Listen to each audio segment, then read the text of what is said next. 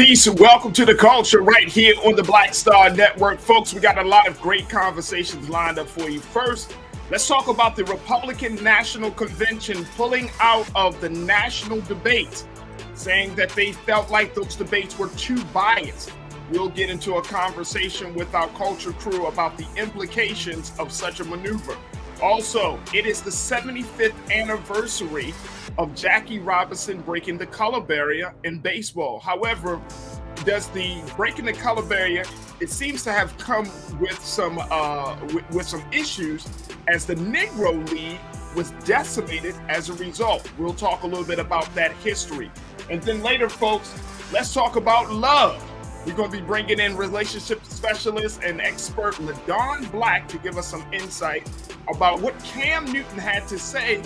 Was Cam right or was Cam wrong? We'll have that conversation. And then, of course, much later, we'll talk about Chris Rock's brother Kenny saying that he signed up for a celebrity boxing match and he wants to fight Will Smith. My question is, should these brothers keep pushing for payback? Let's have that discussion. So we got that and a whole lot more. So stay with us. It's all happening today on The Culture right here on the Black Star Network. Let's go.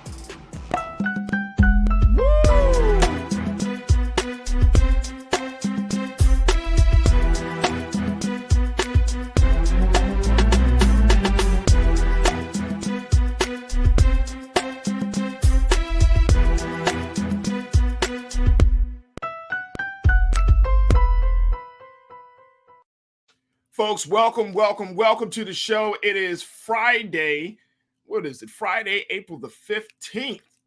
And we're very, very excited about what we got lined up for you. A lot of big conversations. And I'm very, very excited just because we have a number of our culture crew members that are going to be joining us in a moment. We're going to be joined by Shaquaya McKenzie, who is an educator and activist, Bakari Jones, who is a strategist and as an activist, and we also going to be hearing from Shinedu Nkwafor, who is a diversity, inclusion, and equity specialist to talk to us about a number of conversations. So I am very, very excited about what we got lined up. But the first discussion that we wanted to have is the big discussion that people are talking about, which is around the Republican National Convention. Yeah, folks, they have officially put out a statement saying that they will no longer be a part of the national presidential debates that have been hosted by the Commission on Presidential Debates. Now, this is the nonprofit commissioner that is run by members of both parties. It was founded back in 1987 to ensure a fair process for organizing debates between the main White House candidates, and the CPD has been really the ones that we've been watching. You know, when you look at those national debates, when we've seen, you know, the debates with President Trump, or President Biden, or Obama, President Obama, and, you know, all of these other candidates, that's CPD. Well, let me just share with you with the Republican National Chair, Ronna McDaniels, put it out just a little bit ago. Yesterday, it was posted to the Twitter page. Check this out, folks. It said that the RNC unanimously votes to withdraw from Commission on Presidential Debates. They're saying that according to Ronna McDaniels, the debates are an important part of the democratic process, and the RNC is committed to free and fair debates. The Commission on Presidential Debates is biased and has refused to enact simple and common sense reforms to help ensure fair debates, including hosting debates before voting begins and selecting moderators who have never worked for candidates on the debate stage. Today, the RNC voted to withdraw from the biased CPD, and we're going to find newer, better debate platforms to ensure that future nominees are not forced to go through the biased CPD in order to make their case to the American people. That is their statement. Now, again, this is a nonprofit forum that included both voices from both parties, Democrats and Republicans. So I will be interested to see what the RNC is planning to do. Like, what are the alternative debate platforms the RNC plans to use? And why would they consider the CPD to be biased? We're going to have this conversation. I want to bring in Culture Crew member Shaquaya McKenzie, Bakari, who is an educator and activist, Bakari Jones, strategist, who's been working in various spaces in the Black community. And then, of course, Shinedu Nkwafo, who is a diversity, inclusion, and equity specialist. Shaquaya, Shinedu, and Bakari, thank you for joining us for the conversation today. Peace, Farajii. Thank you for having me. Yes. Okay, no problem. And we'll look. I wanted to get into this part of the discussion. First and foremost, I'm gonna start with you, Bakari. I'm not quite sure because they did. I mean, the RNC chair, Ronna McDaniels, did say that she felt like there was some bias there, that the CPD refused to enact simple and common sense reforms to ensure fair debates. I'm not quite sure what type of reforms the RNC is looking for. But what's your take on this? I mean, I think that, you just share with everyone that's listening in or watching that the CPD is made up of both parties. So I think the question is really, what weren't the Republicans able to articulate, sort of justify moving forward within this nonprofit organization? What weren't they able to bring to the forefront to remove the bias, essentially, right? I think that for me, that's I guess really what I'm missing. And I don't want to jump ahead. I want to, everybody to be able to chime in. But I think if this were, if you were able to say it was more heavily weighted by one party or the other, I think maybe the Republicans would have a little bit of an argument. But to know that it's made up of both parties is it's troubling. And, my mind immediately asks, well, who, if this group made up of both parties can't find neutral ground, why even bother with the Republican space? You're preaching to the choir, as they say. So those are my initial thoughts, Raji, after hearing this news. Shinedu, when we're talking about and I mean, you've worked in many spaces, including, I mean, you're doing your current work of diversity, inclusion, and equity. You also have been working as an activist for social justice.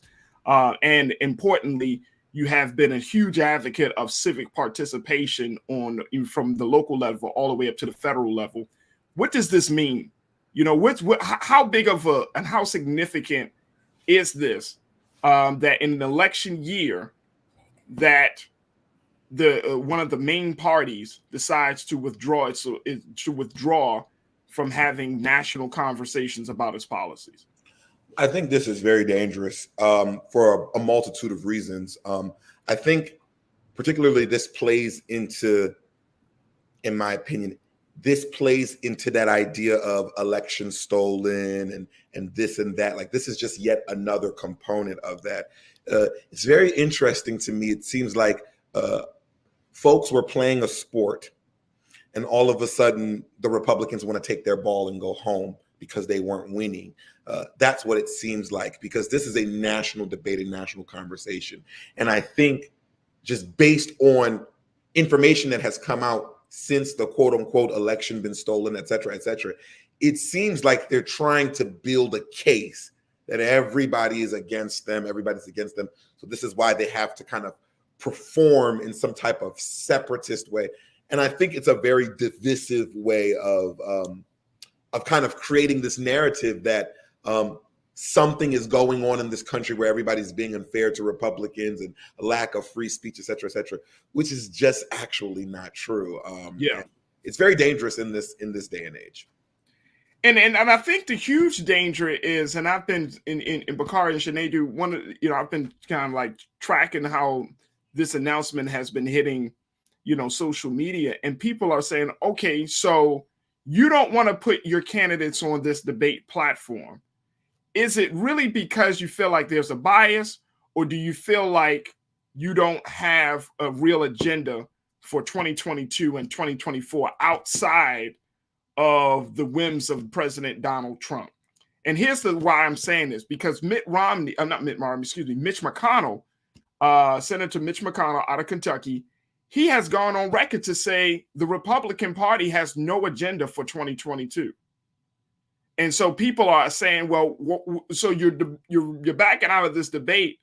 So that might be a part of it. But the huge part of it is former President Donald Trump has always used the CPD and the whole debate platform as a target to talk about, how they're not treating him fair, even though in both 2016 and 2020, he just, with NPR said, his bombastic presence on the debate stage and his disregard for rules and guidelines have played in has left a sour taste in so many people's mouths that now the RNC is saying, oh, we don't like how this is being handled. So I'm not sure if it's about policy or personality of Donald Trump. But Bakari, what are your thoughts? I mean, Farajii, I think we've been talking about this. I think it's also strategy, right? You remove yourself from this sort of the neutral ground, the middle ground that the CPD represents in this space, and say we're not going to engage here at all. So the assumption then, right, like at this stage, we can assume, or we'll assume in this scenario, that they're going to create their own platform to host that space. Does that mean that the Democratic candidates engage in the RNC controlled space? That's one question, right? And then again, they're able to control the narrative with whatever moderators, hosts, et cetera, that they want to create in the space. But it also, I think, to Sinead's point, is incredibly divisive. And again, instead of at least being able to have a conversation in a neutral space, you're saying, again, they took the whole ball, the stage, the presenters, the circus, the peanuts. They took everything and said, no, we're not doing this at all with you all. We're going to go into a separate space. And I think, it's dangerous. And I think one of the other dangers, for me at least, that comes up is just, again, the diversion of resources, right? The effort that it takes now to have, or could potentially take now, to have multiple debates in a space to, again, divide the American attention span. It's intentionally, again, right? We've been talking about strategy. It's intentionally exhausting. So how, who's on first, who's on like, how do you keep up in this environment, right? And I think that the level of pandemonium and fear that the Republicans have been peddling, I feel like this is right in line with what we've seen over the last several months, years. Yeah, that's a great point. I mean, there has been a lot of resources. And one of my concerns, Sinead, is, okay, if y'all talking about going to a different space, like this is 35 years in the making, CPD, right? It's an established tradition. It's an established institution that has incorporated both parties, right? This is something that both parties agreed to.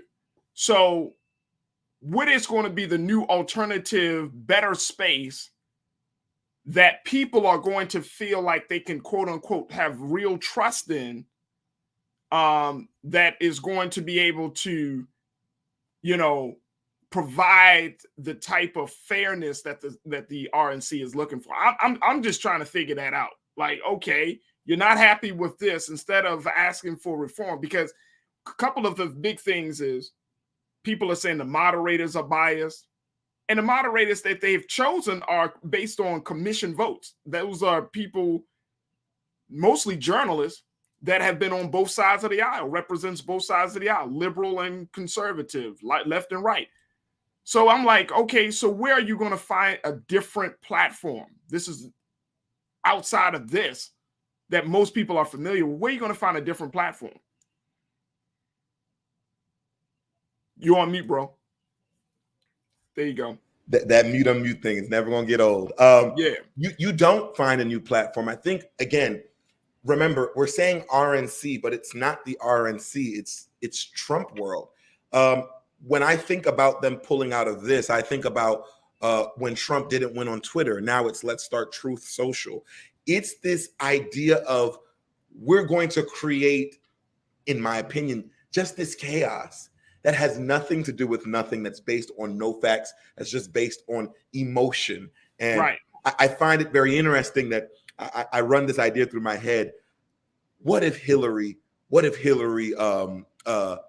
had some of these same thoughts and brought some of these same things forward when she lost? There would have been a whole cavalcade of, oh, she's a sore loser and so on and so forth. This is literally coming down to the RNC becoming enigma based on one person, and that's Donald Trump. And it's not about truth. It's really about power. It's about who is delivering what first and in the way that they like. You know, we talk all the time about, you know, Fox News, how they're so-called, quote unquote, no longer a news station. They're just delivering whateverisms. And what's scary is when you're delivering information in the same form that other folks are delivering truth, you skew the minds of the audience. And I think that's really what's taking place right now. And it's very dangerous. Yeah. Yeah. I mean, I'm just, part of me is starting to feel like, okay, you guys just don't want to play fair. You know what I mean? Like, part of me is starting to feel like, okay, at this point, you got so many, and you, this is like so frustrating. But at this point, you have all of these agenda items and these political stances that you're taking, whether it's about voting rights, whether it's about gender identity, whether it's about, I mean, we can go down the list of things that we've been talking about in this show, and Brother Roland's been talking about on his show, of what the Republicans are against. And I feel like more people know what the Republicans are against than what they actually are standing for.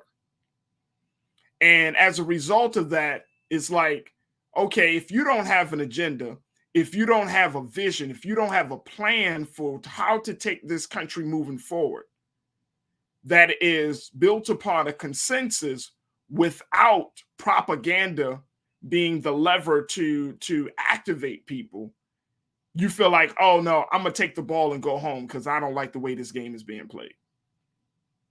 You know what I mean? That's what it's coming across to me like right now, Bakari. And I'm just like thinking to myself, like, okay, so are we so built? Are these folks so beholden to party politics over the interests of the American people? Because the American people should hear both sides, right? The American people, we should hear both sides. And I think it's more than insulting to believe that we can't hear both sides and then make a judgment, a decision on where we stand. That's insulting for somebody to make the choice for us instead of saying, hey, here are the two sides, y'all choose.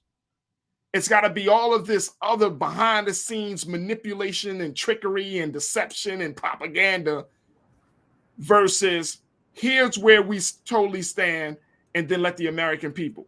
And I think it's just crazy. It's absolutely insane to me. It's super interesting to me also, Farajii. You know, I think that them stepping away from the space is telling of something, right? Even if when you're not saying something, you're still saying something. What is them stepping away from this space other than the I'm going to take my ball and go home? What else are they saying? And I think on some level, we could ask the question, is this also the Republicans, the RNC saying, we don't have the confidence to actually perform in a fair space, right? We have to move the goalposts. We have to leave and to create our own space if we're going to win. Or is this part of, like I said, a part of another overarching strategy that they have in general, right? Because I think to your point is we know all the things that the Republicans are against and not necessarily anything that they are especially standing for other than divisiveness. So one of the questions that, you know, like I said, that's coming up for me is, you know, is this also them indicating that they don't believe that that they can actually win over quote unquote hearts and minds of folks if they remain in that neutral CPD space? And that's sad. I mean, if your platform is strong enough to take to withstand public scrutiny, then you should put it forth to the American people to determine. But it's sad. And you know, people are checking in. I want to share what a couple folks are saying. Shakira said, good afternoon. I believe the RNC is afraid to debate because of their record. A lot of their base only listen to Fox News and they don't know the truth about what's going on. There is no bias. I mean, that's sad. Now, here's the thing, folks. Fox News is one of the most watched cable news stations on TV. Their ratings are actually better than MSNBC and CNN. I was reading another piece just a couple of weeks ago where they say more, a lot of Democrats watch Fox News. So we can say, Fox News is propaganda, but people are watching Fox News, right? I mean, people are watching Hannity. People are watching some of the other personalities on there. They're watching Tucker Carlson. They're watching Fox News. Mm-hmm. So that's one of the big things. So I think that's the interesting part about it. Janelle said, look, Farajii, they have a plan to take the country backwards, not forwards. That's the very definition of conservative, but usually the time debates roll around, minds are already made up. Well, maybe change the debate schedule. I think you're on to something, Janelle, and Sinead, this might be the thing. Maybe change the debate schedule. I would like, if we're doing a gubernatorial, like this year is a midterms election, so you're talking about governors and congressional members, but maybe for the presidential debate, put them at a different time of year, so that way you can line them up so people can figure it out. It's let me tell y'all something, man. It's hard to figure out. You have, I think, in the last cycle, and please, Sinead or Bakari, correct me if I'm wrong. We had on the Democratic side, we saw at least 10 to 15 candidates. There were a lot, yes. Right. And I think I was watching one debate. I mean, that joint was like, it looked crazy. You know what I mean? You had like 10 or 12 candidates. And you had to listen to where each one is. Now, here's the thing about us as the American people, and this is no shade on us. We're just not that in tune with political affairs in this country to sit down and to look at the positions and programs and ideas of 10 to 12 people running for president on the Democratic side, and then do another 10 people on the Republican side. Most people are not doing it. Wrap it up, huh, Farajii? Said wrap it up. Cue the Oscar music. They're not doing it. They're just not doing it. I mean, come on. We're not sitting in there like, oh, okay, here we go. Andrew Yang. Let me see what he's standing for. Oh, Mr. Buttigieg. We weren't doing that. We weren't doing it. Mm. Most people go and watch the debates. I don't think because their minds were made up. They were just trying to see it. It's like the playoffs. It's like, in any sport, you know what I mean? You just like, okay, who's going to make it to the champion? All right, once we get to playoffs, we start to pay attention. Because it's mentally, I'm saying this, and I'm not trying to, again, not throwing shade, but mentally, we can wrap our heads around 3 or 4 people versus 10. The choices are too many. And a lot of times, the ideas are overarching. They overlap with one another. So the debates are important. I don't think people are completely made their minds up. But I do know that the debates are important. I watch the debates, and I know that the other part of it, Sinead, people say it's like a lot of theater, political theater. Mm-hmm. You know what I mean? Like what we saw with Donald Trump, that was political theater. Mm-hmm. Absolutely. But they still serve a purpose. And I mean, if you really want to know which candidates are really standing, you should watch the debates. But go ahead, Sinead. What's your take, bro? I think, again, we should very much pay attention to history. You gave a good point about Fox. Fox was founded, Fox News, in like 1996. When you look at the big three, ABC, CBS, NBC, we're talking about 20s and 40s. So you're talking about real journalistic integrity as it pertains to the top three. But when you think about Fox, it came in this era of Nielsen, the era of ratings. And if you pay very close attention, that is the era that's, lack of better words, that's trumping worldwide. That's the era of saying nefarious things, but it gets the most information. It's not about who's telling the truth. It's about who's getting there first. And it's now changing what journalism is. And if it's changing what journalism is, it's changing how people are consuming news, what is true and what is sort of kind of true. I think when you think of that component and its power and what's going on with the RNC pulling out, let's use real examples. This is no different than we're going to repeal and replace Obamacare. It never happened because there is no plan. It's just, let's make bold statements. Let's get people emboldened and then do nothing about it. And it is getting people emboldened. If you've paid attention to CPAC, I think CPAC was just last week or earlier this week in Orlando. This is now getting international, where you have the people in Hungary that are following the idea of the Trumpian tale, the idea of being bigoted, the idea of telling some truths. Like, this is now changing the idea of what exactly democracy is. And I think that's where the danger comes in. Yeah. And if we continue to have our fellow Americans and fellow people that are, neighbors, brothers and sisters, but we don't know what truth and fact is, as we saw on January 6th, where they said some people were just going to do a tour, it's going to really come down to I would call it mental anarchy. And let me tell you something. It puts a huge amount of pressure on network television to produce forums that are to the Republicans' national committee's liking. Is CNN going to produce? Now we're going to have to we may have to start to tune in to CNN or to Fox. And if we start to tune into these networks, then they could possibly present the views in a slant, right? Because it's on their network, and we know certain networks are liberal and some are conservative. So it opens the door for Pandora's box. And as we close this, I want to share something from the Washington Post, that they say that this upcoming presidential election of 2024 is likely for the first time since 1972, folks. Check this out. When Richard Nixon refused to face George McGovern, there will be a presidential vote with no general election debates. And people are concerned that on the surface that this is going to protect Donald Trump, who is presumed to be the Republican nominee, which would be absolutely insane to me and to all thinking people around this country if he becomes the Republican nominee. But that is one of the big concerns. If he chooses to run, this will be the consequences, that they don't want to expose him again, and where he is going to have to face questions about policy and not about the circus and controversy. And he may have to face questions about that too.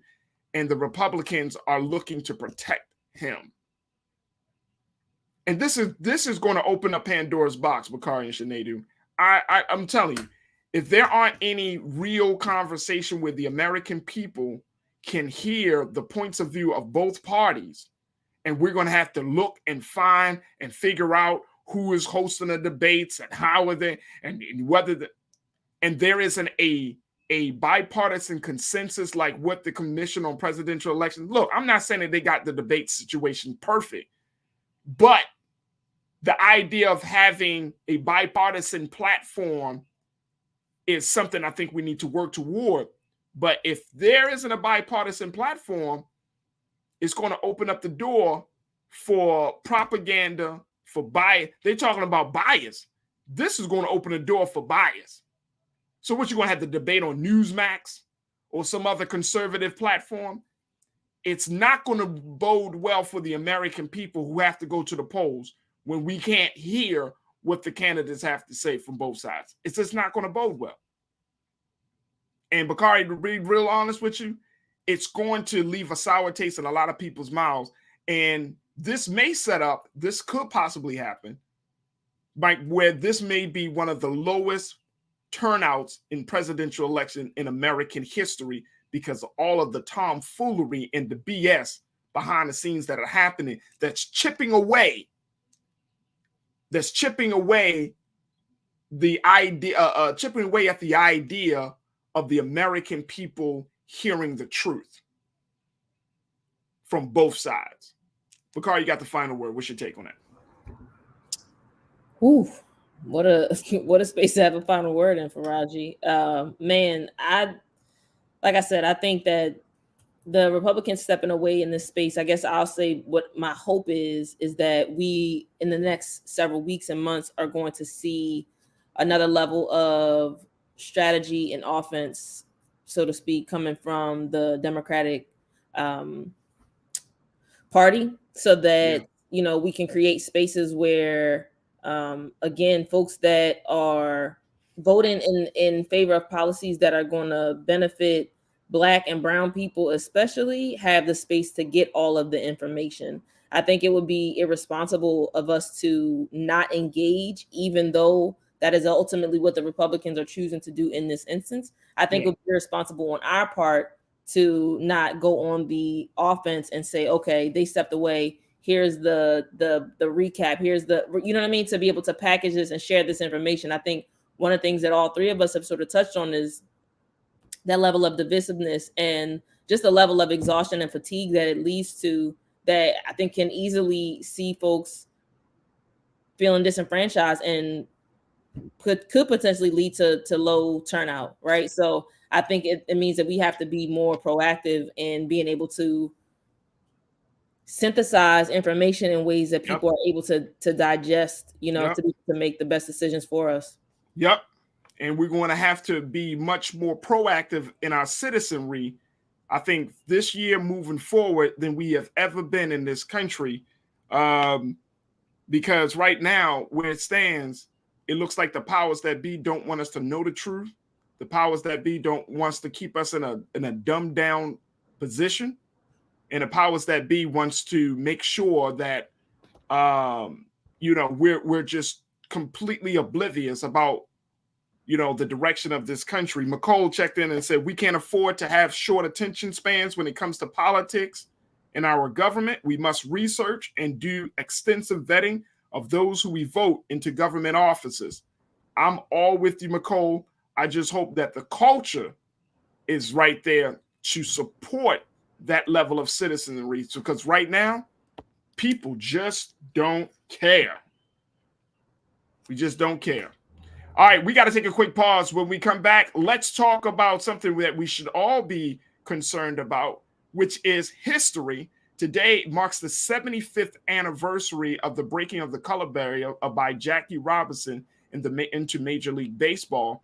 And I wanted to have a conversation about what did that do to the National Negro League? What did that do to Black people having their own independent athletic league? We'll have that conversation up next. So stay with us. A lot to get to in the second 30 of the culture here on the Black Star Network.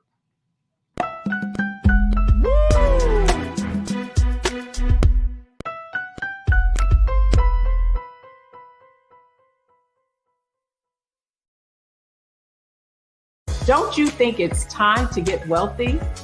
I'm Deborah Owens, America's Wealth Coach, and my new show on the Black Star Network focuses on the things your financial advisor or bank isn't telling you. So watch Get Wealthy on the Black Star Network.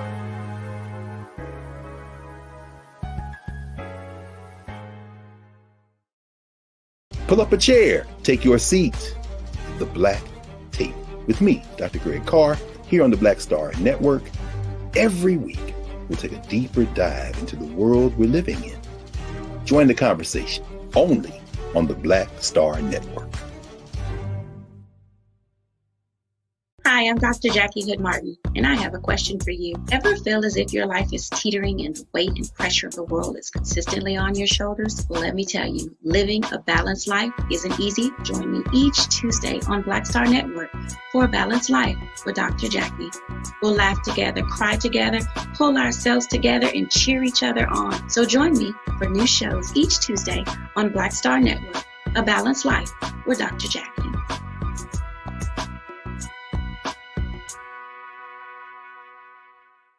It's time to be smart.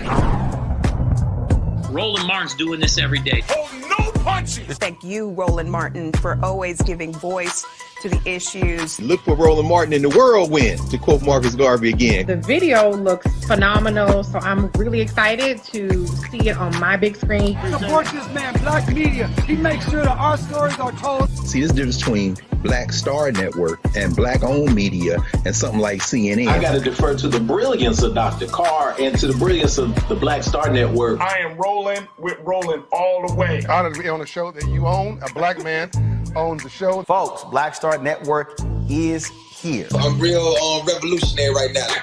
Roland was amazing on there. Stay black. I love y'all. I can't commend you enough about this platform that you've created for us to be able to share who we are, what we're doing in the world, and the impact that we're having. Let's be smart. Bring your eyeballs home. You can't be Black-owned media and be scared. You dig?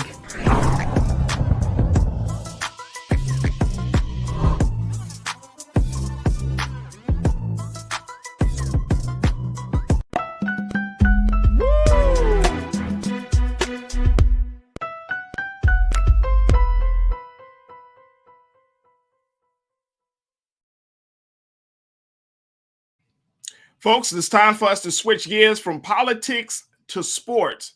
Now, today is a very, very special and important day. Today, we mark the 75th anniversary of the breaking of the color barrier in Major League Baseball by none other than Mr. Jackie Robinson. Folks, 75 years ago today, Mr. Jackie Robinson made his debut as part of the Brooklyn Dodgers. Of course, the story of him has been told over the many, many decades. There has certainly been a great movie about him, 42, that was starred our great late brother Chadwick Boseman, about his story. But one of the things that we have not truly had a real discussion about, and I was really surprised to see that Sports Illustrated did a piece about this issue, is the implications, or rather the impact, that integration has had on Black baseball. Now, before there were, not going to say before, but before Black men were allowed to get into Major League Baseball, the place that many of our people were going to see baseball in the 30s and the 40s was the National Negro League. And I want to bring in my culture crew to talk about this issue. We're joined by Bakari Jones, who is a entrepreneur, and she's also an organizer in the LGBTQIA community, and my brother Sinedu Nkwafor, who is a diversity, inclusion, and equity specialist. But many folks, we are, and I'm gonna just say this: we have not really dug deep into the great history, Bakari and Sinedu, of the National Negro League. There has been, I think, a renewed interest in what was the Black baseball network, but we still are very, like, a lot of the history of the Negro League is still fuzzy, I think, to a lot of people. And to have a conversation about what impact has integration had on Black baseball is a very, very important conversation, because as much as people touted and as much as we have praised Jackie Robinson, Sports Illustrated, when they did this piece, I want to share what was written about this day. Keenan, let's bring up that quote from this Sports Illustrated piece that they did, the impact of of integration of baseball. And they wrote a piece called The Complicated Legacy of Jackie Robinson's Dodgers Debut. It was written by a woman by the name of Andrea Williams. And she wrote this. She said, before and immediately after after Robinson's MLB debut 75 years ago today, there was scattered skepticism about the true impact of integration on Black baseball and those who earned their living from the industry. But in 1947, it was hard for many to see past the hopeful image of Robinson clad in his crisp Dodger whites, blue number 42 on his back. It also said in 1947, there was no way to know that 3/4 of a century later, MLB's integration efforts would remain largely symbolic. that even Robinson's commitment to turning the other cheek and smiling through the pain couldn't pry open the door to MLB front offices for more than a handful of token Black hires, land a single Black player in an owner's box, or ensure that Black players would represent more than 8% of the league. Wow. That's a lot to take in. That's a lot to take in. Andrea Williams also talked about that. I want y'all to just kind of rest on that for a minute. But she also talks about the fact that as a result of Jackie Robinson getting and making his debut into Major League Baseball on this day 75 years ago, the National Negro League was still around. The attendance dropped at least by 50% as a result of the Black people turning their attention from the Negro League to the Major Baseball League. And then there were a number of Black teams from everywhere from Newark, New Jersey, and other cities across this country that started to feel the brunt of integration of baseball. And so I wanted to have this discussion because I think that it's a cautionary tale, Bakari, that as much as we laud and praise and hope for some level of acceptance and integration into some spaces, the blowback oftentimes is that it diminishes the efforts that Black people have made to establish something of their own. And I think that's quite fascinating and interesting to me.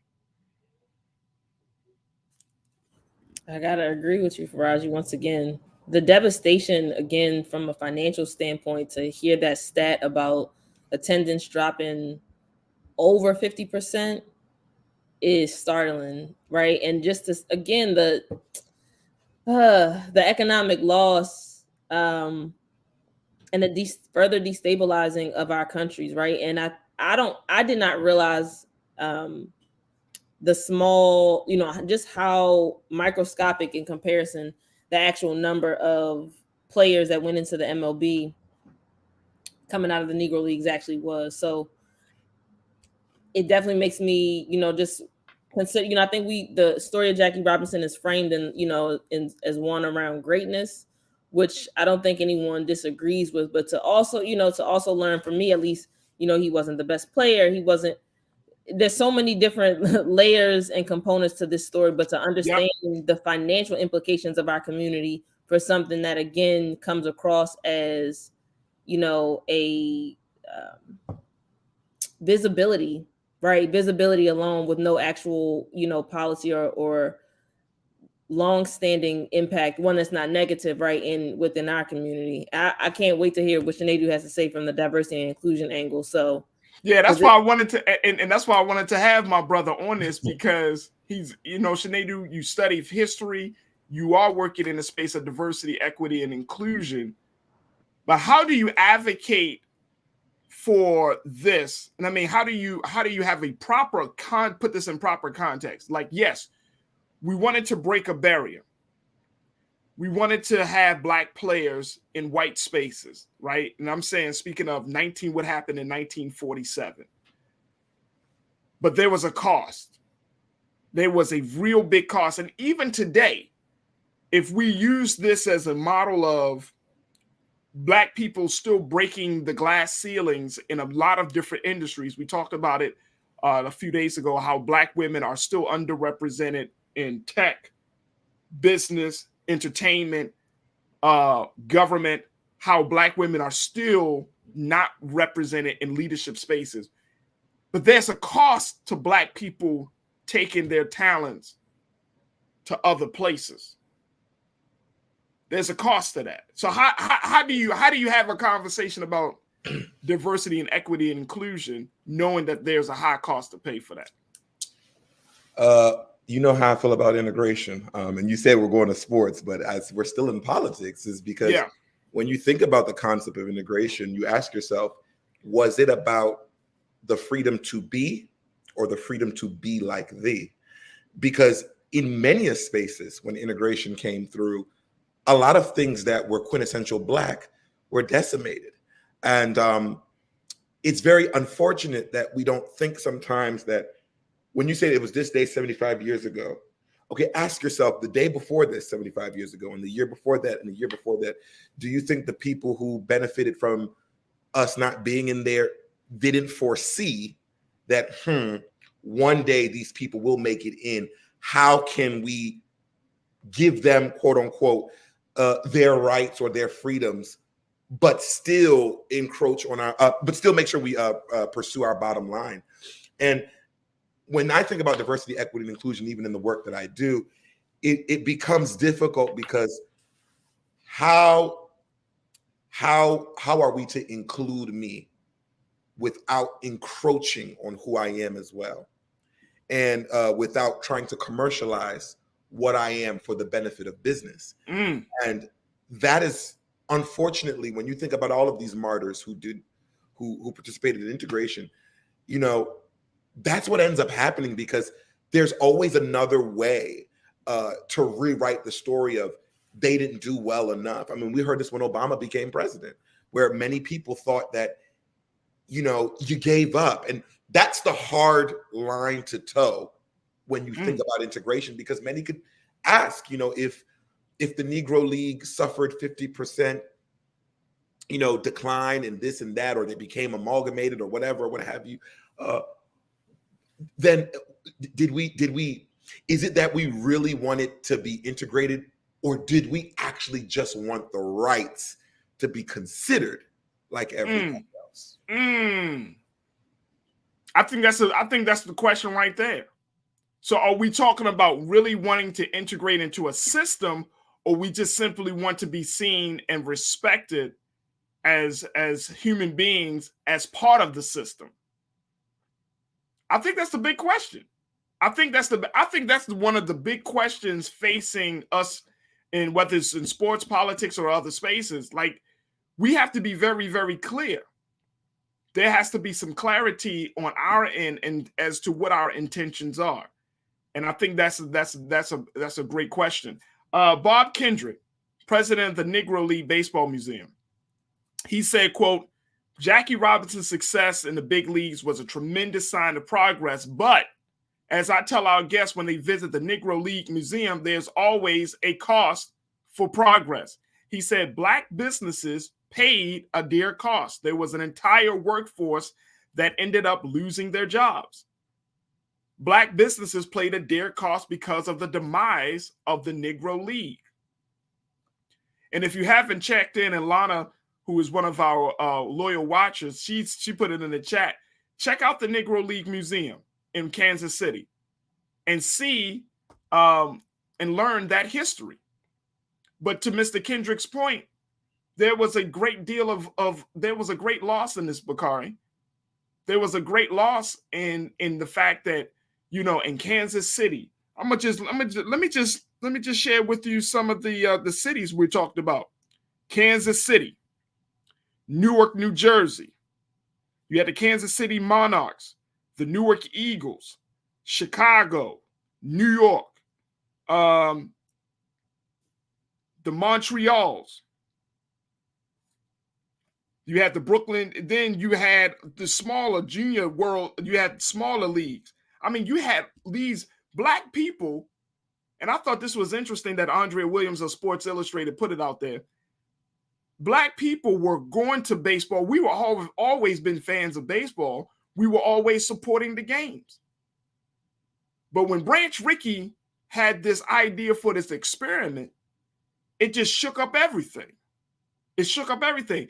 And the crazy part is, and I didn't know this until we started to do the research, they said that Jackie Robinson wasn't even considered to be one of the best in the game at that time. That there was Miss Williams put in her article, she said there was a general consensus that he wasn't the best. Now, I'm not saying that because I want to throw shade on his legacy, but she said, quote, "Two other Black players, pitchers Johnny Wright and Roy Partlow, both former Negro League standouts, had played alongside Robinson that year, and both were demoted to the Class C Royals of Quebec during the season. For all the talk about whether Robinson was the most talented black player in the Negro Leagues and the general consensus that he wasn't, his ability to perform under the racism and high scrutiny of that first year in white baseball seemed to confirm that he at least had the proper comportment. He knew how to deal with the pressure and the pain. Now, that didn't take away from his, he still had great stats, his batting average and all of those stats were still there, but there was something in him that made him eligible and lack of a better word, that qualified him to be in his role, Bakari, where he could take on all of that scrutiny. He could take on all of that criticism to a degree that he could still perform and still go out there and still make a huge statement. But I thought that was interesting. That was interesting that this experiment was just not about baseball. Mm-hmm. This experiment from Branch Rickey was about the type of black man. And I still think that is the case today, which is funny that black people, some black people are allowed in certain spaces while others not necessarily because of what their qualifications are, but because of who they are. And I don't know, and I'm gonna be honest with you, Bakari, I don't know how to fully process that. Like if you too black, you may not get in these spaces. If you too white, you gotta like, as Sinead do say, you gotta toe the line of being just enough. And I don't know how we would, I don't know how to process that, to be honest with you. I don't need to, Farajii, to be honest. I think trying to figure out, and I just read it as like, who's palatable to white folks. That's essentially what is being said. At least that's my interpretation, which I think is dangerous. We talk about it, I think when we start to get into the idea of respectability politics. And again, like I said, I never followed Jackie Robinson's career that closely, but to learn that he wasn't the best player and to know that respectability politics, or those respectability politics, sort of weighed out more than his actual athletic prowess is. Yeah. I know you didn't mean it in a shady way. No, I'm not saying it to be shady. No, we know that. I know. I'm not. Yeah, and I'm not trying to imply this, but I'm like, man, the way that feels about the scenario. You know what I mean? And it just makes me wonder how conscious or aware Jackie Robinson was in that. You know what I mean? In that moment, in that space, and whether or not he was essentially being, how much of a pawn he was essentially being used for. How, you know what I mean? Like, what other game was being played outside of just baseball? So. Yeah, absolutely. And you know what though? And I'm glad that he was the man that he was, because he was a man of very high character. You know what I mean? He had morals. He had value. He had his beautiful wife Rachel, who is 99 years old. They had their son. I mean, he is still a man that's worthy to be honored and to be looked up to. It's just interesting, like you said, how that respectability politics plays. And it's so sad, man. It's so sad that we give, and I'm saying this as a black man, that when we have talents and skills, Sinead, do that we just can't get in certain spaces just based on talents and skills. There's always an agenda at play, right? To use us. And I heard this was part of the conversation that we even had about Judge Ketanji Brown Jackson, right? There was always something. You know what I mean? It's like, it's never just enough for us to be great. It's like, we got to get scrutinized to the full degree, like knowing our personal politics. Like, so where do you stand on this? And where do you stand on that? And you know what I mean? Like, it can't just be our qualifications by itself. That can't stand alone. And I was thinking the same thing, Farajii. All her, Judge Ketanji Brown Jackson also being applauded for her composure under the scrutiny, right? So it's essentially the same sort of accolade that was being given to Jackie Robinson in this instance. So I think that's interesting as well. Yeah. Sinead, what's your take? Yeah, like, it's so funny when y'all say Ketanji. That's what I was thinking about this entire time. It's this, when I just did a quick Google search on the word, integrated, defined as with various parts or aspects, linked or combined. And I think we use that word wrong, because it's not integration, because integration speaks about a level of unification. But if it's just integrated something that was viewed as secondary into something that is primary, that's more of amalgamation. Like, and that plays in its parts in so many ways. Wait a minute, hold on, Shanae. I want to make sure that people didn't get past that. You're saying that integration is based on pretty much we're on equal footing, but we're uniting in uniting, coming together. Exactly. But when you're saying that this wasn't integration, this was an amalgamation, and you're saying amalgamation is defined as how again? Amalgamation is more defining as one thing swallowing another, basically, for lack of better words. And I know we've studied English enough to know that, we like to use words that are synonyms, but sometimes only certain words correctly identify the situation. Because think about it. It was Black folk, for instance, who integrated, quote unquote, into the society of freedom that white people were already living in. White people didn't have to integrate into anything. They just had to put up with the new folks in the classroom, the new folks at their business, et cetera, et cetera. There wasn't any great prolific change that they were now seeing. And I think when you think of the position of, Jackie Robinson saying there was people that are better than him and blah, blah, blah, blah, blah, it made me think of Sister Ketanji Brown Jackson, because it was this concerted effort to speak on how clean she is, how intelligent she is, and how overqualified she is. But my question is, when you look at how basic Kavanaugh is and more basic Amy Coney Barrett is, you are now setting a standard that pushes the idea that it's a certain type of your kind that can maybe be allowed in, which in turn divides a group that is already a minority that is trying to, quote unquote, integrate. Because now you separate that group with, well, I was able to make it into this, but you weren't. And it becomes a dichotomy of thought. Because my question is, for example, if we look at the Ketanji situation, what if she did have a couple of things on her record? Does that now make her less of a candidate? Right. So these are those type of questions that I think when you start to, now in hindsight, which is 2020, when you start to think about it more, you start to see that integration and the idea of all of this, there was a lot of insidiousness in that concept. And it now can only be studied backwards, because it's like, now you put a gentleman, you just said that he wasn't the best player, but he was the best player for somebody else's game. If you catch, that's why I say that's not integration, that's amalgamation. Look, we're going to have to stop the conversation there, but I hope that people don't look at this conversation as if we're throwing shade on Jackie Robinson on this historic day. No shade.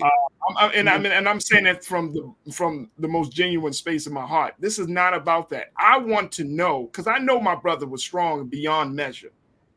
And I think that as time went on, at different points in his life, he started to realize, like, yeah, this was a great opportunity, but there was a cost to it.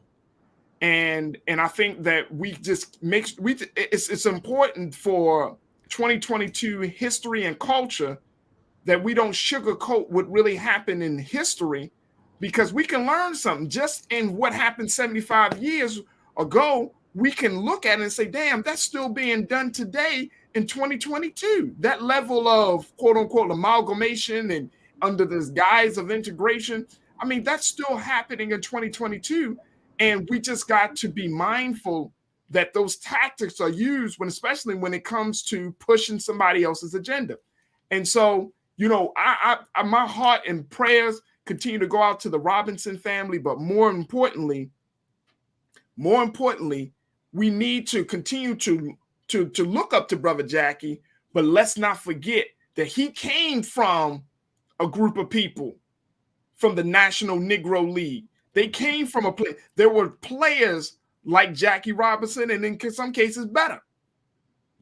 So we can't forget that part of the history as much as we talk about one man that one man is a part of a community, is a part of baseball players and athletes, and we should never forget about them.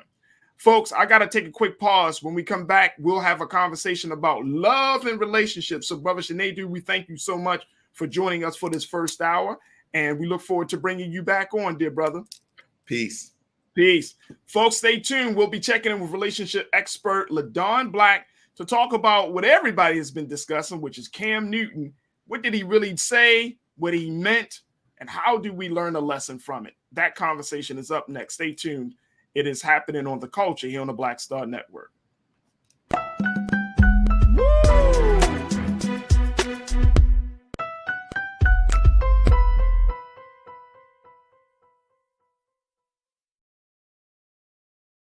Don't you think it's time to get wealthy? I'm Deborah Owens, America's Wealth Coach, and my new show on the Black Star Network focuses on the things your financial advisor or bank isn't telling you. So watch Get Wealthy on the Black Star Network.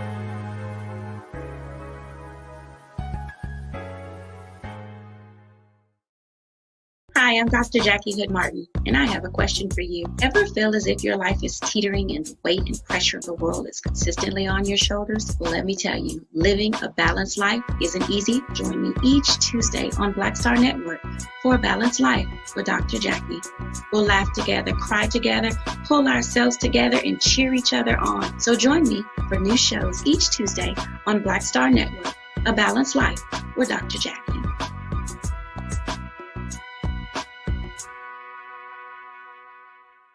Pull up a chair, take your seat. The Black Tape with me, Dr. Greg Carr, here on the Black Star Network. Every week, we'll take a deeper dive into the world we're living in. Join the conversation only on the Black Star Network.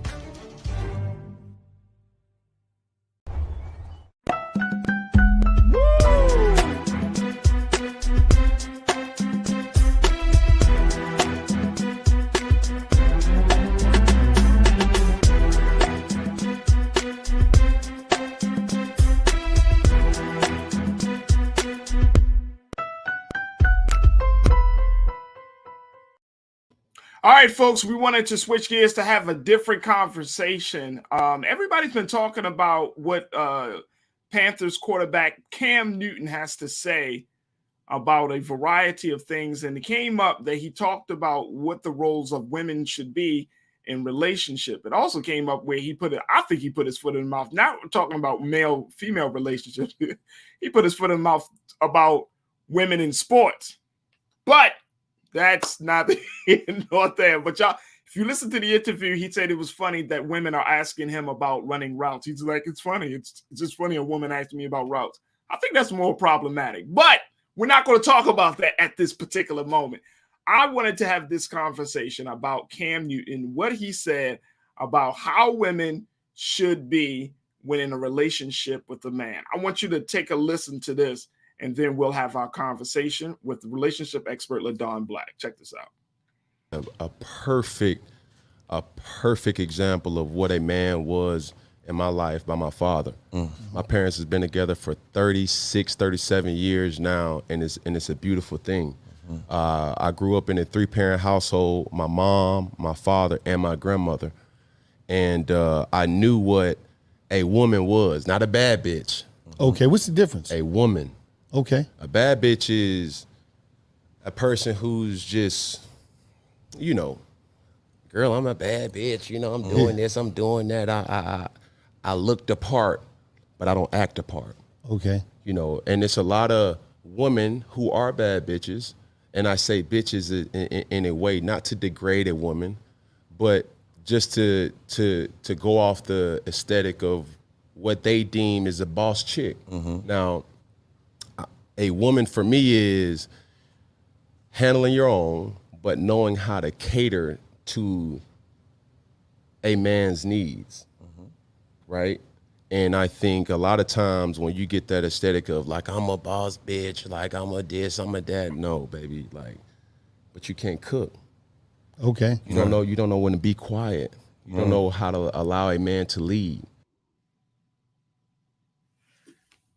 they gotten Cam into some hot water. So I didn't want to talk about this just amongst myself and my culture crew. I wanted to bring in an expert. So we brought her back, Miss LaDon Black, who's going to give us some insight onto this. And we're also joined again by Bakari Jones. LaDon, thank you so much for checking in with us. How are you this afternoon? I am wonderful, and I want to talk about this. You know I want to talk about this. There's so much there. So much good stuff. All right, so Cam, he made a differentiation between a bad B. I don't like to use the word, so I'm going to just say a bad B. Mm-hmm. And then he says a woman. So that's the first thing. And then second thing is like a woman knows how to do certain things. She has a certain, I'm going to say certain set of skills. Mm-hmm. Now look, let me tell you, it's now, because people put them out on social media. They were like, oh my God, Cam needs to get the hell out. Cam needs, and I'm like, okay, how, when we hear people say things, and I don't want to take this man's view out of context, what is the proper view of what you're of what he's saying? What's the context that we should take this in, LaDon? You know what? I have no problem with what Cam said. He has a right to feel that way. If that's the way he views the women that are in his life and those are his expectations, that's fine. And I think people would not have gotten upset if he had said, look, this is what I want for myself. I want a woman who's like my mom, a woman who's like my grandmother, who cooks, who's traditional, who listens to her man. I don't think it would have caught fire the way it did. But for him to bring that to all relationship situations, I think that's where he got in trouble. So you can't apply that criteria to all relationships. Absolutely not. I mean, it's like me meeting a man and saying, you got to build me a house, because isn't that what men do? Aren't men handy? Build me a house. Don't buy me one. Build me one. And I'm talking to a dude who's an accountant who's like, I don't even know how to use a hammer, but I can take care of you and take care of your kids and be good. So it's ridiculous. I think we need to get to a point, especially when we have these platforms and, he's a superstar. He has a huge platform. I think sometimes we need to really sort of drill it down to, this is what works for me. This is what I feel may work for other people, but truly this is what I desire. And I think if he had wrapped it in that framework, people wouldn't have run with it the way they did. Yeah, because he kind of said it like definitively, this is what a woman is. Now, the fact of that he's saying, LaDon, that a woman should know when to stay quiet. And Bakari. Look, your heart hurt for him because you knew it was coming. Look, LaDon, the moment that man said, because he doesn't have, it's hard, I think only certain men can say certain things because you look at the whole package, right? If a man or a woman says something about what if a man says what a woman should be doing, the first thing people are going to do is cast judgment and be like, wait a minute, hold on, who are you? But and I think the same thing for women says what a man should be doing. So should we not have a conversation about roles? And if not, because I know roles can differ from relationship to relationship. My wife and I, we talk about this all the time. When you look at, let's go for the number one target in the Black community, Will and Jada, right? And their roles in relationship, Ricard, I had to bring him up, Ricard. But when we look at those roles, like we really don't, and I'm saying in our community, I don't think we respect the fact that people's relationships are what they want them to be according to the people that's involved in that relationship, that they determine the parameters, they determine how the dynamics of that relationship. And I think that's very true. I mean, the thing is, we're all raised with traditional roles. Even if you didn't have a mom and a dad in your home, you got it at school, you got it at church, you got it from a movie, a TV show, you understood that a man is, traditionally supposed to be a provider. A woman is supposed to be the one who maintains the home. It's advanced in the 21st century where she has to maintain the home and maintain a career and be educated on top of that. Yeah. And so there are traditional roles. My car breaks down, I'm supposed to call my dad. I'm not supposed to call necessarily my mom. Somebody messes with me in the street, I'm supposed to call my dad. So you have those roles. We're all raised with them. But anyone who's been in any relationship, I'm not going to even say that you have to be married or be in a long-term relationship. You realize that sometimes those roles get a little gray. You know, if he's a better cook than I am, then he's the one who cooks. If he's a better cleaner than I am, he's the one who cleans. If I happen to make more money, then I'm the one who pays the bulk of the bills. And I think that we need to get to a point where we see that those types of relationships can be successful as well. Yeah. And the thing is, Cam has to be real careful talking about traditional roles, because easily, you know, anyone can come out and say, well, traditionally, you're supposed to be married to the mother of your children. He's not. So, right. I mean, he's violating a traditional role. So right. There's a lot of things out there that can be considered. And then, you know, Bakari, first, I want to make sure that you join this conversation as well, because I think the other part of it is that we are also in a space and in a time, LaDon, where relationships don't just include a man and a woman. There are same-sex relationships. There are relationships. I mean, people are having all different types of relationships nowadays. So it's I see why some people were offended that he has this hard, fast rules, not understanding that relationships have evolved over time and that people are in very different places and understandings about relationships. He also has to understand that he's a man with means. So women are going to approach him in a different way. A woman may be more willing to be submissive or to be quiet or to not make major decisions because he's the man with the money. He's the man with the fame. And so I think in any situation where we're giving advice or giving our thoughts, we also have to sort of look at what makes us different from a typical person. And he has means, he has celebrity. So a woman who's interested in him may roll herself back a little bit just to be part of that lifestyle. He needs to consider that. And I think that was the part about it for me, Bakari, when he started talking about the bad B. And I'm like, there's only a small segment of women that refer to themselves as a bad B. And when they do, I mean, unfortunately, I think there's a quote unquote, you know, you have this prototype or you have this misperception of a woman because she's a bad B. You know, I mean, we hear Meg Thee Stallion, for example, using that terminology. Lil Kim has used that, Nicki Minaj. Those type of women who express themselves in that way, we've heard it. We don't hear Lauryn Hill, for example. I'm just using her as an example. Right. You know, saying I'm a bad B. You know what I mean? And it just goes to show you, like, his world is limited in terms of being exposed to women who don't see themselves like it's either you a real woman or you a bad B. And it's like, yeah, that's it. Well, that's Farajii, that's kind of where my mind went when I heard this, which I feel like I've been under a pop culture rock. So I'm like, what he said? But it's a couple of things. One, aesthetic and attitude are two different things. So he kind of immediately conflated the aesthetic, which he specifically said the aesthetic of a bad B, which I'm like, dressing a certain way doesn't mean you're automatically in the attitude or persona of what we consider in pop culture the bad B. That's one thing.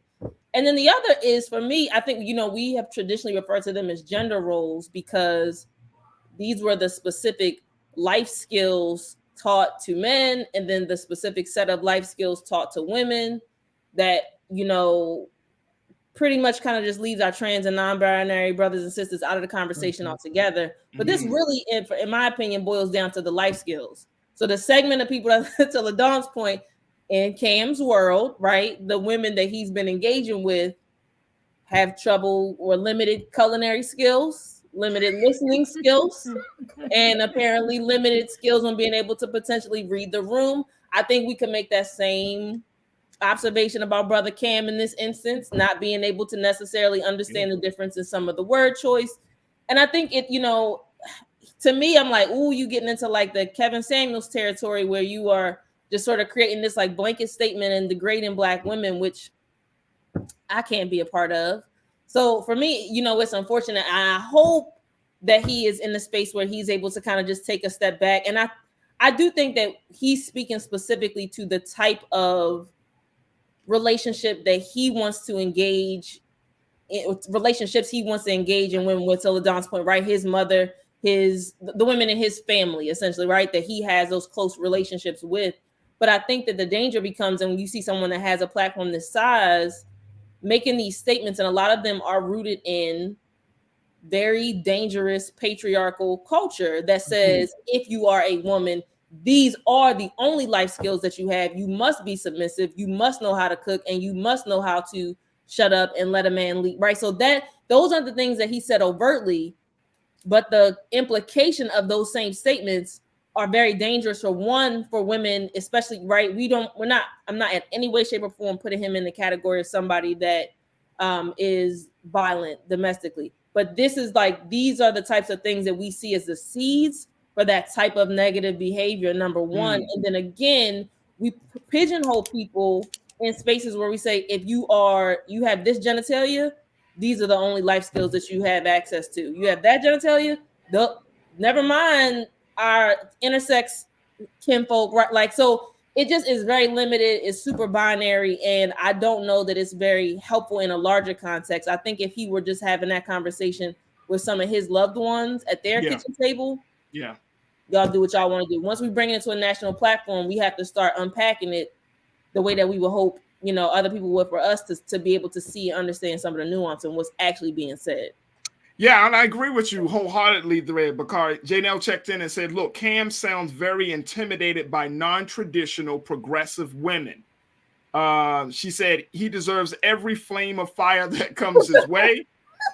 Some men like to judge, but can't stand up to the same judgment. Common did this too. Mm-hmm. You know what I mean?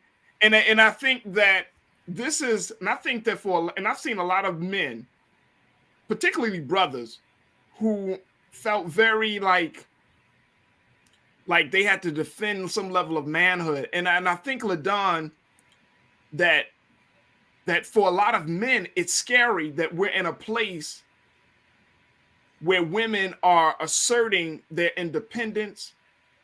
I'm not gonna say a lot, but I think some brothers are just really scared. They're like, I don't know how to change. I don't know how to make the shift between what I have been taught and conditioned to believe about myself and my role versus what is happening in my world around me, right?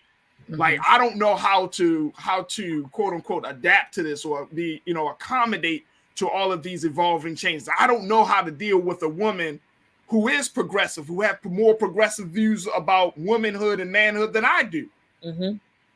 So I feel like for some men, they just like, well, bump it. I'm gonna just have this hard, fast attitude. Dig my heels in. Yeah, dig my heels in. You know what I mean? It's because, and then if I come across any woman that doesn't fit that mold, man, I'm gonna just move her out the way, just totally not listen to her. And I'm wondering, LaDon, as a woman, I mean, how do we break through that? Because men we have to grow up too. And I know some guys be like, man, Farajii, sometimes, you sound like, because I'm trying to understand. I'm serious. I don't know it. I don't have all the answers. I'm trying to understand. So how do we break through all of that, LaDon? We have to be realistic. We no longer live in a time where necessarily one person working can cover a whole household. If you have childcare costs, if your kids go to private school, if you want to live in something bigger than a shed, both people have to work. I mean, that's just the truth. Right. So some things have to change because logically they just can't keep going the same way they've traditionally gone. Right. Then also we have to really sort of tap into, especially guys, they like to talk about what grandma did and what ma did. But do you really know your mother's story? Do you really know grandma's story? Do you know about what she had to put up with to stay married for 37 years? Do you know the sacrifices she may have made? Was she really happy about all the house cleaning and cooking and coming in from work and having to do another shift? Was she really happy about all that stuff? Or was she just a good parent who kept that away from her children and just pushed through, as a lot of women do? So those are the things that I challenge men with who don't want to bend, who don't want to adjust. And then the final piece would be, do you want a successful relationship? Do you want a happy home? Then sometimes you have to take on roles. Sometimes you have to do things that you don't necessarily want to do or think is necessarily your role. I mean, we have to open ourselves up to new definitions of relationships and marriages and things like that. And that our relationships don't necessarily, I can't talk. Our relationships don't necessarily look like our parents, and that's okay. So we got to be okay with that. We have to be okay with the fact that our relationships are going to be different. And I think that's uncharted territory for a lot of people, Adon. I think that that's one of the scary elements of this new space of where we are with relationships, because relationships was already, for lack of a better word, tricky to get the roles right, the traditional stuff right. Now we're in a space where it was like, wait a minute, I got to think about this and I got to think about that. Now I'm in a whole different space. And I always tell people, you know, there are very few books, I'm going to say very, very few books out there to teach us about the proper relationship between a man and a woman, or the proper relationships in general, whether same sex or other relationships. Like, there are very few places that people can go to learn about understanding the changes and the evolution of people in a relationship. Man. And I think that scares a lot of people. I think we're kind of like winging it and I'm sure you probably get calls and texts and emails and LaDon all the time. People are like, I don't know what the hell to do anymore. Right. I don't know what to do. Like, you know, my wife and I had this conversation just yesterday, and I was just sharing with her. I was like, you know what? Marriages and relationships, long-term relationships, they don't last because for some reason we don't think that the person that we met at the very beginning of the relationship will ever change. Mm-hmm. Mm-hmm. And like, if you've been married, yes, you know what I'm saying? And I'm not talking about just like a year. I'm talking about some time where circumstances and money and move and children and you got all this stuff happening. That's going to change a person. It is. Farajii. Can I just got to chime in. I've been like, go ahead, please. I am like, I have my thing maybe 30 minutes left of my first listen to Bell Hooks' The Will to Change.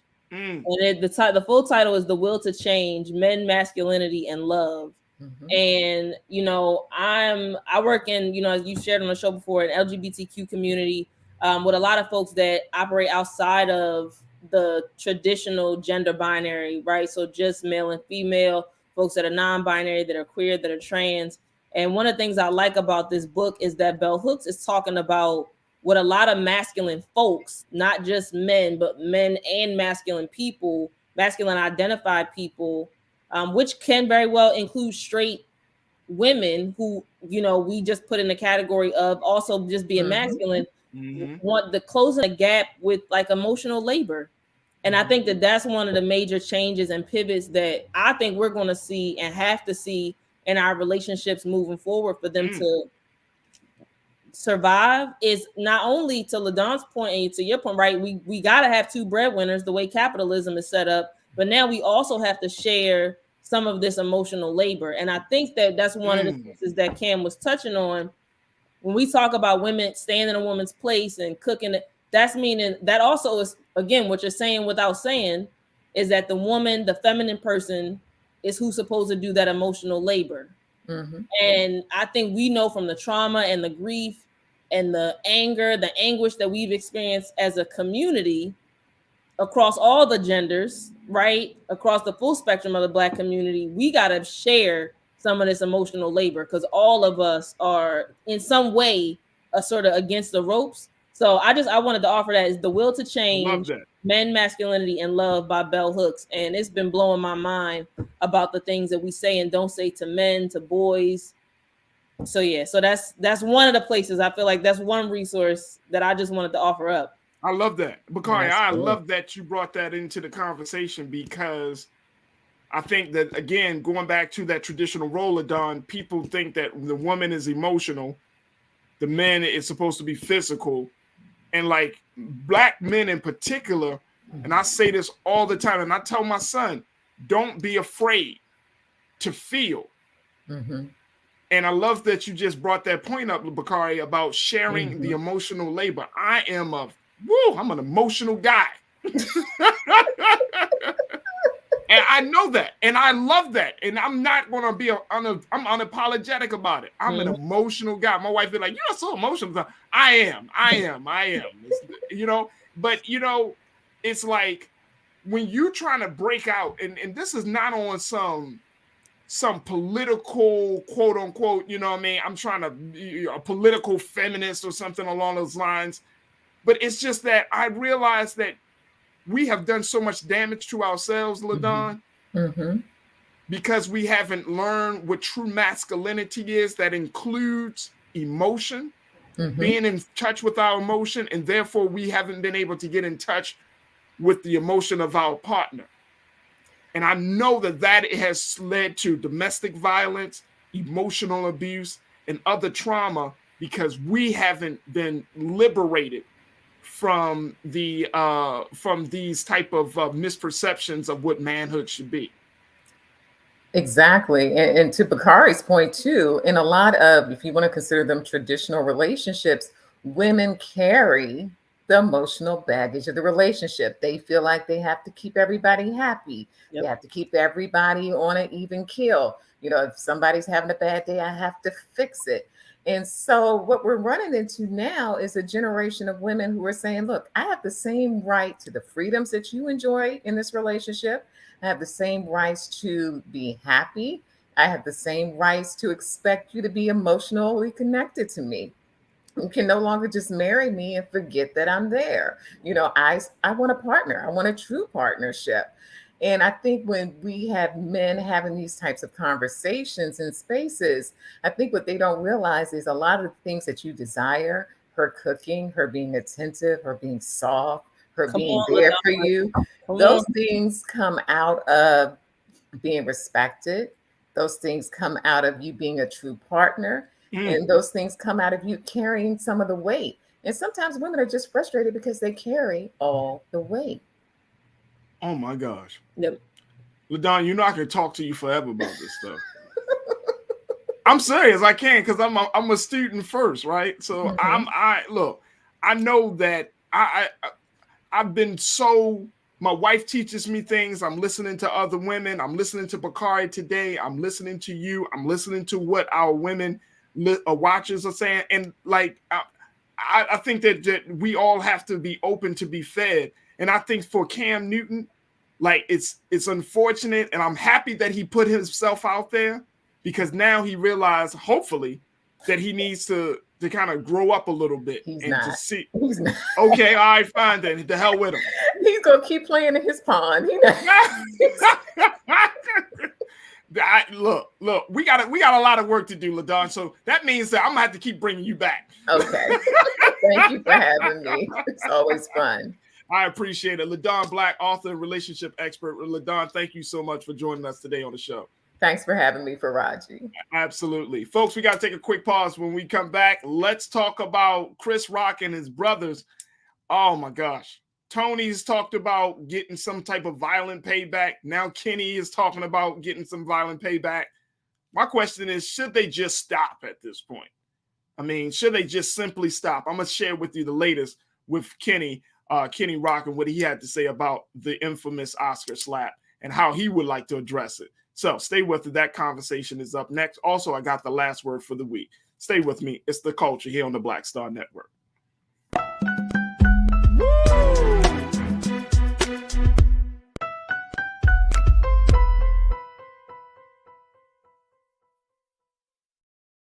Pull up a chair. Take your seat. The Black Tape with me, Dr. Greg Carr, here on the Black Star Network. Every week, we'll take a deeper dive into the world we're living in. Join the conversation only on the Black Star Network. Don't you think it's time to get wealthy? I'm Deborah Owens, America's Wealth Coach, and my new show on the Black Star Network focuses on the things your financial advisor or bank isn't telling you. So watch Get Wealthy on the Black Star Network.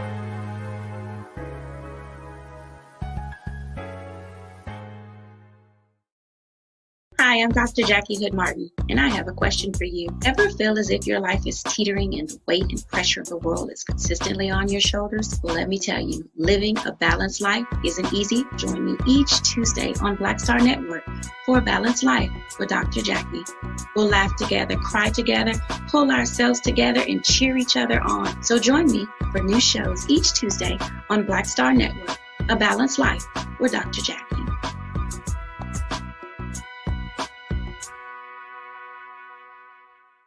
It's time to be smart. Roland Martin's doing this every day. Oh, no punches! Thank you, Roland Martin, for always giving voice to the issues. Look for Roland Martin in the whirlwind, to quote Marcus Garvey again. The video looks phenomenal, so I'm really excited to see it on my big screen. Support this man, Black Media. He makes sure that our stories are told. See, this difference between Black Star Network and Black-owned media and something like CNN. I got to defer to the brilliance of Dr. Carr and to the brilliance of the Black Star Network. I am rolling with Roland all the way. Honored to be on a show that you own. A black man owns the show. Folks, Black Star Network is here. I'm real revolutionary right now. Like, wow, Roland was amazing on there. Stay black. I love y'all. I can't commend you enough about this platform that you've created for us to be able to share who we are, what we're doing in the world, and the impact that we're having. Let's be smart. Bring your eyeballs home. You can't be Black-owned media and be scared. You dig?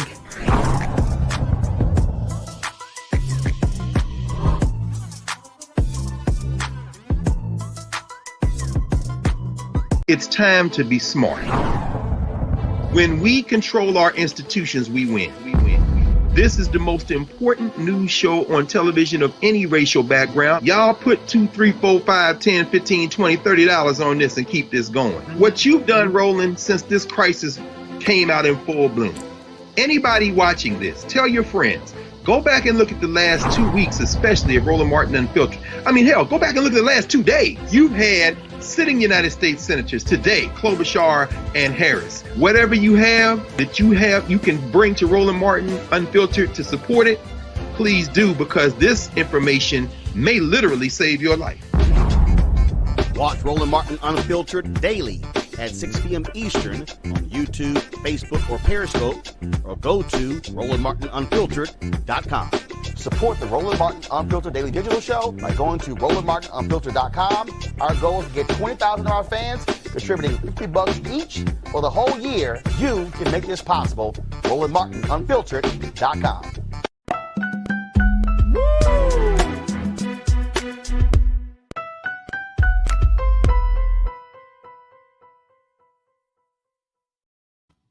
Folks, welcome back to the show. I just got to say, I really enjoyed that conversation that we just had with our relationship expert, LaDon Black and Bakari. I really enjoyed that.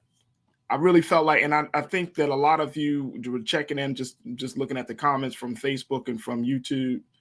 Man, just to have mature conversations. Like, I understand that there have been a number of people that try to take conversations like that and just kind of go into a different space. But I felt like just in the time that we had, that was a very, very mature conversation. So I'm grateful to both my sisters for being a part of the discussion. Bakari, I want to bring you back into it. I'm just grateful for you so much. And I'm so happy that you and LaDon were able to join me for that discussion, because I feel like something special just happened. And I don't, you know what I mean? Like we're getting into a much more mature place and having these discussions beyond just the low surface stuff. Yeah, the low vibration. Loved how you said it. Yep. The low vibration stuff. So it's important. We plan to have more discussions like that, but I just want to say thank you for bringing in that, especially that great resource from Bell Hooks, to understand and to expand our view of what masculinity is and what love and relationship looks like in this day and age. And it's a beautiful thing. Speaking of relationships, I wanted to have this brief discussion about, what we're seeing with the brothers of Chris Rock. Now, we've been talking about this story of course, everybody knows about the slap, but more importantly, we've been talking about what Tony Rock has said at a recent comedic performance that he had. Now, his brother Kenny has gone on record to say that he signed up for celebrity boxing, and that, when asked, he said he'd be willing to challenge anybody in the ring, but he would certainly love to take Will Smith on one-on-one. And I get it. Bakari, I get it. No, I'm serious. I get it, right? I have brothers and sisters, so I get it. But then I'm like, okay, all right. Should you stop pushing? Should you stop pushing? Immediately, Farajii. Pushing this for this payback against Will Smith. You know what I'm saying? Like Kenny just said this before. Now he's saying the slap eats at him, and now he's like, I'll be willing to take Will Smith on, and the only talking I'll do is with these hands. Farajii, again, to just carry that same through line, if you will, of low vibration. Picture it. Kenny says, we've created so much attention. The outpouring of attention and love for my brother has been tremendous. We want to buy these tickets. The proceeds are going to fill in the blank cause that best aligns, right? It could be alopecia for Jay. It could be so many different ways that this energy and this attention could be leveraged to further support us. But it's instead, he's claiming, and I would never attempt, and I think it would be futile to even, attempt to assess anyone's level of emotional distress, right? I don't want to make any assumptions about how distraught Brother Kenny actually is. But if Chris Rock is still not talking about it, I think it's fair to say you're not as distraught as Brother Chris is. So maybe find the nearest seat and politely crisscross applesauce, and just to me, I feel like at what point, similar with, right, like with Brother Jackie Robinson, what is this diverting us from? What is this taking us away from? And if you're not using this attention, like I said, all right, y'all, we've all had a good run at it. We're going to now use this energy for a cause, for a good cause. We're going to redirect that energy, change the low vibration, raise it up a little bit, get a much higher vibration going on here, and redirect the funds, the dollars, the attention. What are we doing? I just feel like it's a distraction. It's sad. Look, let me tell you, my man, Brother King Lee said they're trying to extend their 10 minutes of fame. King. Couldn't agree more. Could not agree more. Check this out. They also said the infamous Kiki says, yes, this is just wrong and desperate. It's given desperate. It's like, here's my problem with it. Y'all must have been living under a rock, because for the past couple of weeks, there have been a number of thought pieces that have been written. Of course, Black media has been speaking on it. Social media has been speaking on it. Mm-hmm. That the issue is much deeper.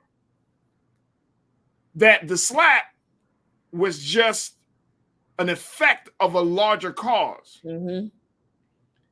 And it's like, y'all want to, and you said it just a moment ago, Bakari, like you want to respond in this low vibrational place. I just want to beat him up. Mm-hmm. Like, bro. And then to your point again, Bakari, because this is exactly how I was feeling. If your brother ain't saying nothing, then why are you talking? Yeah. Like, if that happened to my brother, and I have an older brother, if that happened to my brother, I'm going to talk to my older brother and say, hey, bro, do you want me to say something? Right. Do you want us to? No, man, I'm still processing. All right, cool. I'm going to just let this be. Like, what are you doing? That's what you're supposed to do. I mean, you know what I'm saying? Like, what are you doing? Now it does, to infamous Kiki's point, it does look desperate. You just, now, I mean, nobody was talking Tony Rock. Nobody was talking Kenny Rock. Now it's like, oh, now let me just get this. Let me sign up for celebrity boxing. I mean, come on, man. I mean, I can get real. We can go very low and be like, come on, man. The man had enough. The man had enough guts to walk up on stage and slap a man.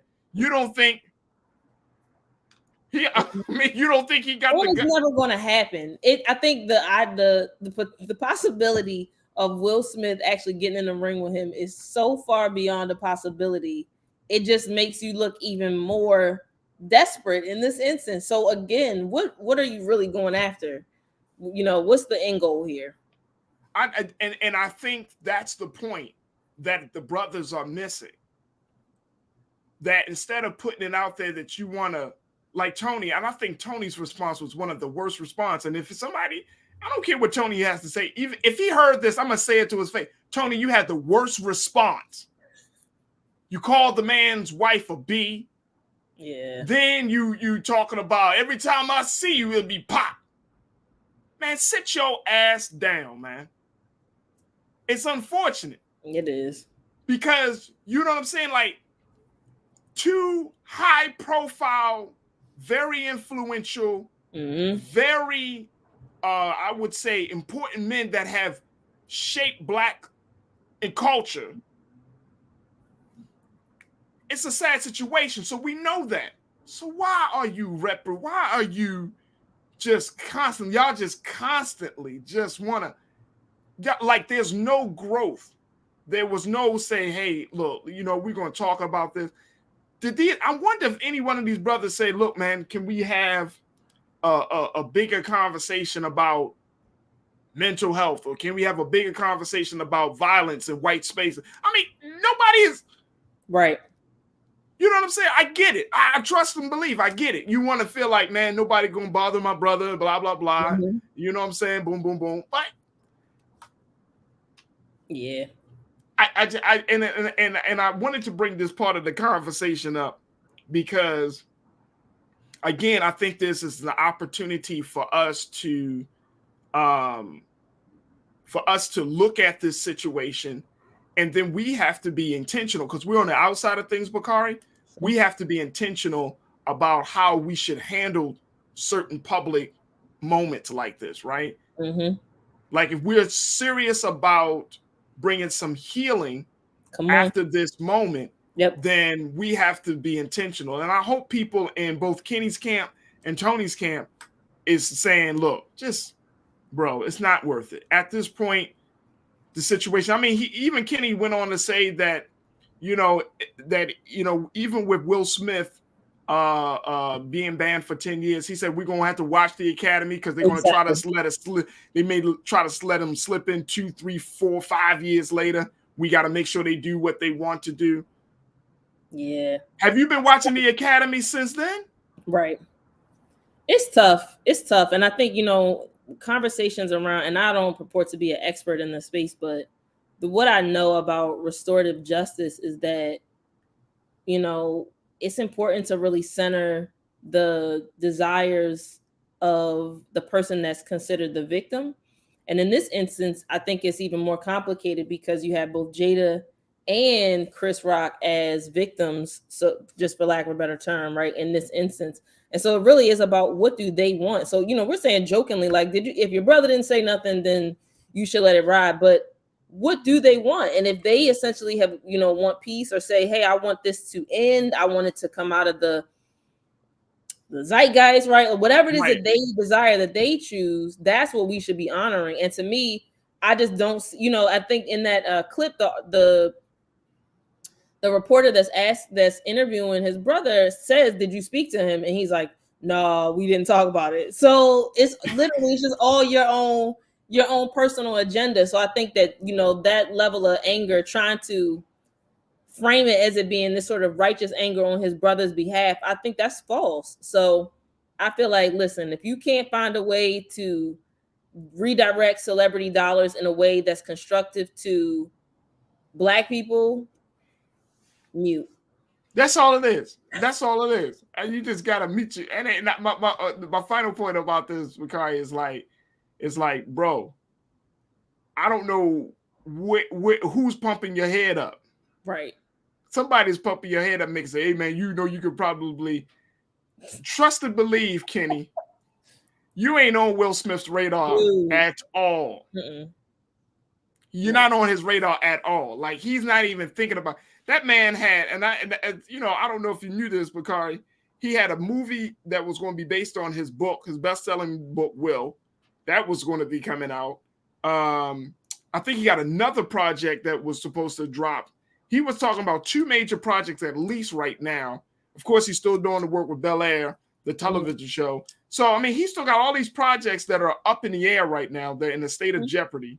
You know what I mean? He still probably is mentally and emotionally dealing with all of this stuff. Chris is still probably trying to figure this shit out. Like, it's like, bro, just let it alone. Like, sometimes just let situations be. Yeah. So both of these black men can find a way to and process all that has happened, because it ain't good for Chris. I'm sure that people are like, man, Chris, you a punk because you didn't respond, and boom, boom, boom. He got to deal with that. I mean, it's just so many dynamics and factors on this situation. And the last thing you need is your family just going off at the mouth. Yeah. I mean, folks, please. I tell you, look, man, tell my brother, man, shut the hell up. I'll be like, man, shut the up, bro. That's it. Like, shut up. Like, you're not adding nothing to this. Nothing. Don't talk about it. I'll respond when I'm ready. That's it. But shut up. Mute it. And then you talk about I'm defending my brother. No, bro, you trying to get some money. That's it. Tell me I'm defending my brother. No, you trying to exploit a situation that's a real blemish on black men and black arts and culture. Yeah. And that's not cool. That's not cool. So to Kenny and Tony, sit your ass down, man. Sit your ass down. Nobody wants to see you. Nobody can catch these hands and nominate. Sit your ass. Sit down. It's not. God. It's not. My goodness. Bakari, I appreciate you, sis. Thank you for having me, brother. I thank you so much. I hope you have a great, great weekend. I know it is a very spiritual weekend for a lot of people. Passover, Easter, Ramadan. So I just hope and pray that you have a great weekend. But we thank you so much for your insights and contributions this week. And we look forward to seeing you in a couple of weeks, sis. Sounds good. Thank you, brother. Praying for your family to have a good weekend too. Absolutely. Thank you so much. All right, folks, we got to take a final pause. When we come back, the last word. Stay with us. It's The Culture on the Black Star Network.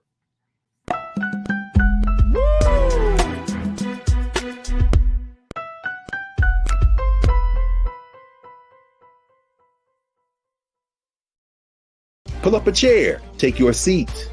The Black Tape with me, Dr. Greg Carr, here on the Black Star Network. Every week, we'll take a deeper dive into the world we're living in. Join the conversation only on the Black Star Network. Don't you think it's time to get wealthy?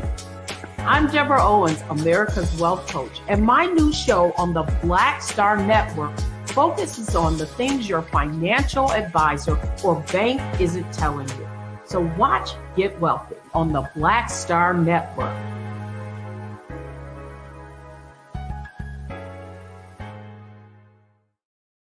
Hi, I'm Dr. Jackie Hood Martin, and I have a question for you. Ever feel as if your life is teetering and the weight and pressure of the world is consistently on your shoulders? Well, let me tell you, living a balanced life isn't easy. Join me each Tuesday on Black Star Network for a Balanced Life with Dr. Jackie.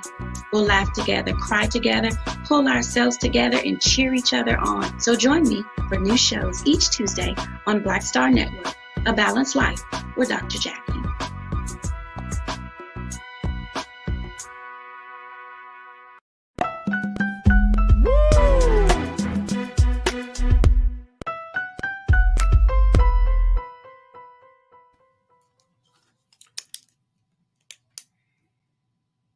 Folks, it has been such a dynamic week of just very, very important and big conversations. And I am just super grateful that we've been having these discussions. And even today, like I just shared with you, looking at the conversation around masculinity, roles, and love and relationships.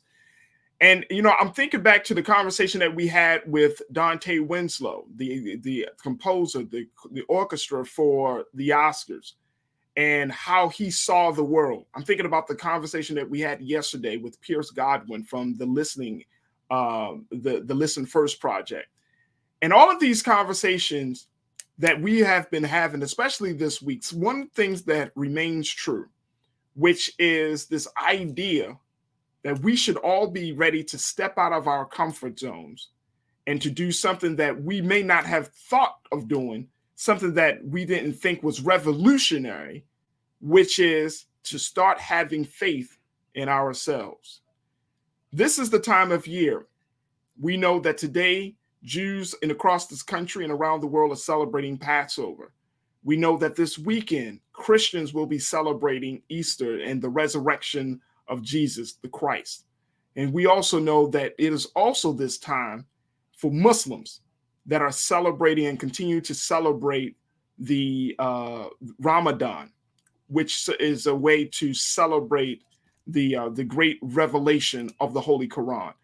But all of these great spiritual moments are happening at the same time in 2022. And it's not by happenstance. This is not by coincidence.